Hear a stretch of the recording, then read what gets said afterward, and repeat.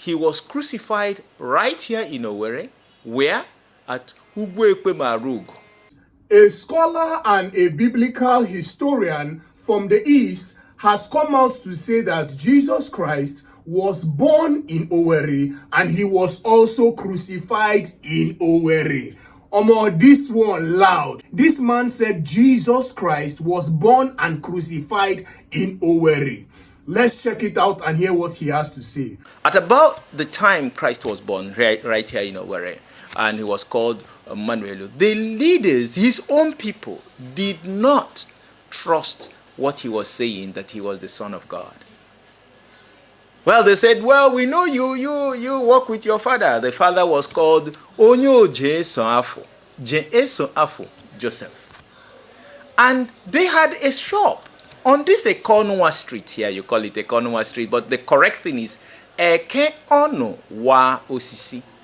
Eke Ono Wa Osisi.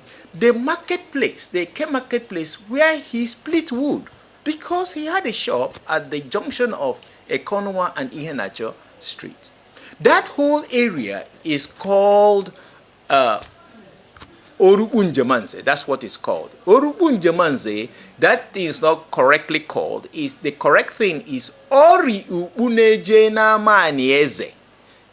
Ori Upuneje na Manieze. It is sacred, the homestead of those who go to become kings of the indigenous people. That is the royal palace of David, King David, Diwedo. That's what he's called. In Igbo dialect is Diwedo, a man who is fair in complexion. His son will succeed him. That his son is called Isielo Amana. Isielo Amana, the head that thinks wisely for the land. So that's Solomon. You have King Solomon. So they just use the consonants and vowelize it and got the name. So it is from the family of Ndeji Isi Eze, Neje Naamani Eze, the sons of Jesse in Jemanze. That's how that. There is the royal dynasty of King David of the Bible. And I mean what I'm saying. We have the documents and all the necessary things to prove it. We have it on record. So what has happened was that when the Owerri leaders, each community in Owerri is named according to what they did during Christ's death. So you have Umo Roronjo, the people who came up with the conspiracy. Ama Owem, which is, you say Ama Owem, is Ama Owem, the compound of my leader, the compound of David Diwedo.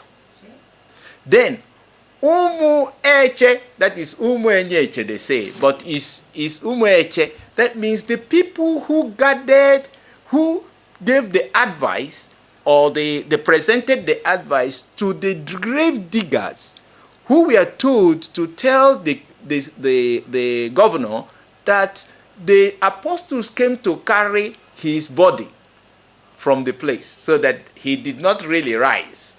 So that's Umu Eche.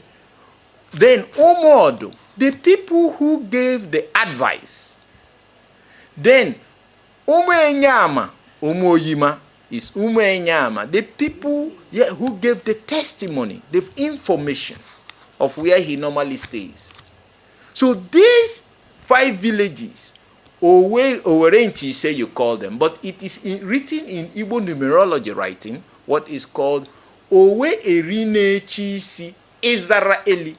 The leaders from time immemorial that crowned the king of Israel. Because this was the ancient kingdom of Israel, ancient Israel. The whole Owerri province area is what you know, or the whole of Igbo land was it was ancient Israel before. So what now happened was that the kings, all the villages, like Ebu, where the Jews who said Ebu Oya, Awakashi Waniyaka pierced his hand. And he was placed on the cross right here at Ugwekwema. And they took a knife, which is like a dagger, and threw on him and pierced his side. And blood and water came out. Then they said, Otamiri. That's why the river Otamiri is called Otamiri.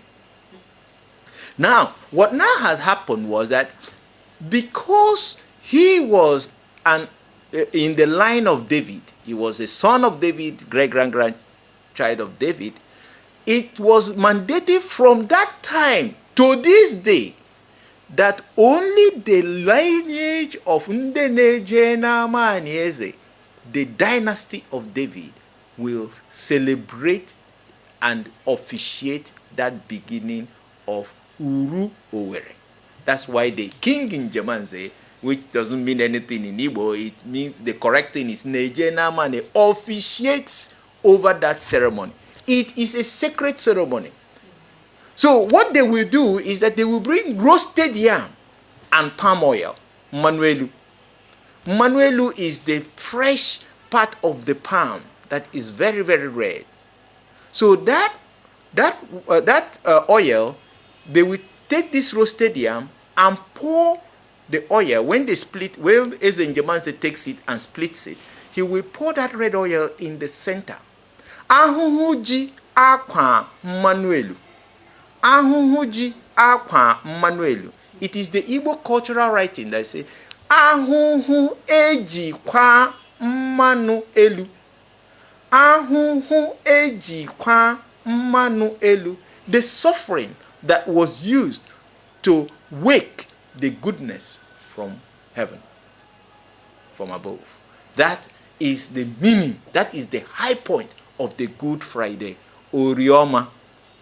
Orioma. That's the Good Friday. That's the beginning of the Good Friday. And before that time, we always had a celebration of 21 days of fasting. That 21 days of fasting that ends on Uru Owerri is we celebrate that at the place you will call Okpukpe Ikpe, penitentiarized land, which is the present day Area K, where Area K in New Owerri. So that place, that area, that very piece of land is called Okpukpe Ikpe, the penitentiarized land. That's where the whole firstborn of every family in Owerri goes to fast for 21 days preceding the Uru Owerri. That is what is called Lent. Elo anatu. Elo anatu. That is they reflect and then take advice from heaven. That is what you call the Christian Lent. So the mystery of the Uru Owerri is deep, and then that is replicated all across Igbo land, because there Owerri here was called Jerusalem. Jerusalem is what you call the biblical Jerusalem. So Owerri you are looking at is actually the real biblical Jerusalem, and we have documents to prove it. So what is going on in Uru Owerri is a mystical religious celebration, and it marks the real identity of who we are as a people. That is the Lenten period. Just what they tell you in the church today is actually an Owerri tradition. You don't fight, you don't quarrel, you forgive all sins so that your sins will be forgiven. So that is that period which we celebrate at Area K, or Okpukpe Ikpe. So some Owerri people who don't know Igbo very well, they'll say it's Okpukpe. No, it's Okpukpe Ikpe, penitentiarized land. And that's where we go. We go as early as 4:30 a.m. and we come by 7 p.m. not eating anything, not taking no food, no water for 21 days. And that is why we do that. You rightly pointed out, we don't fight, we don't quarrel, we refrain from everything. Everything you refrain from it for 21 days. That is the Lenten period. Okay, Doc, thank you. Doc, finally, is that Calvary. It is the biblical Calvary. And as I said, no celebration made there that is not done by Ezenjemanze is legal. It must be done by a descendant that sits on the throne of King David. Any other thing, it doesn't work. It's not a celebration. You can discount it.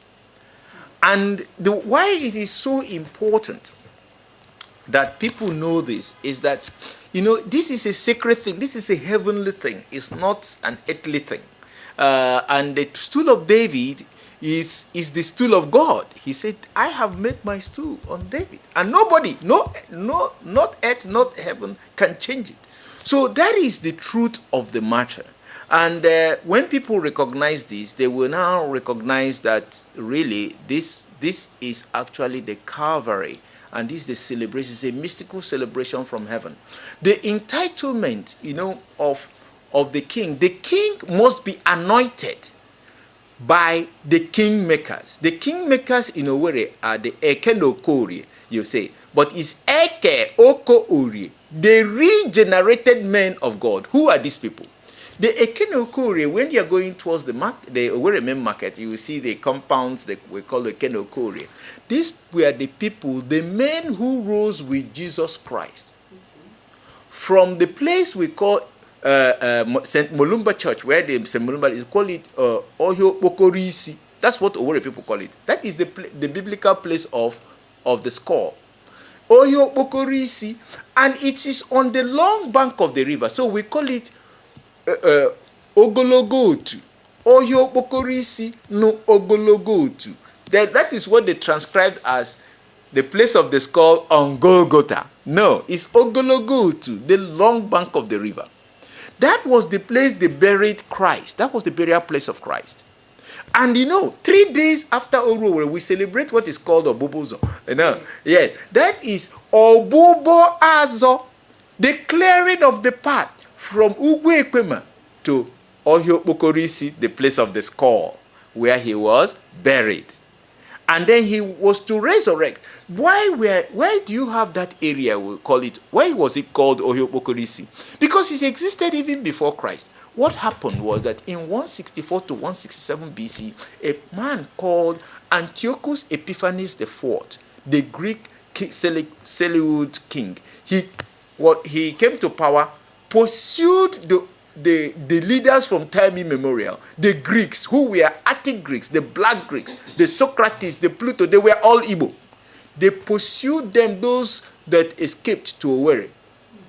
When he got here, he defeated the remnants of those kings. And when he defeated them, they were living in this area, Ikenebu, which is actually, Ikenebu doesn't mean anything in Igbo. The correct thing is Keanebu. Keanebu, those who were killed. So he took all of them and beheaded them. Please, if you're new to the channel, hit the subscribe button and click on the notification bell so you get notified anytime I drop a new video. Thanks.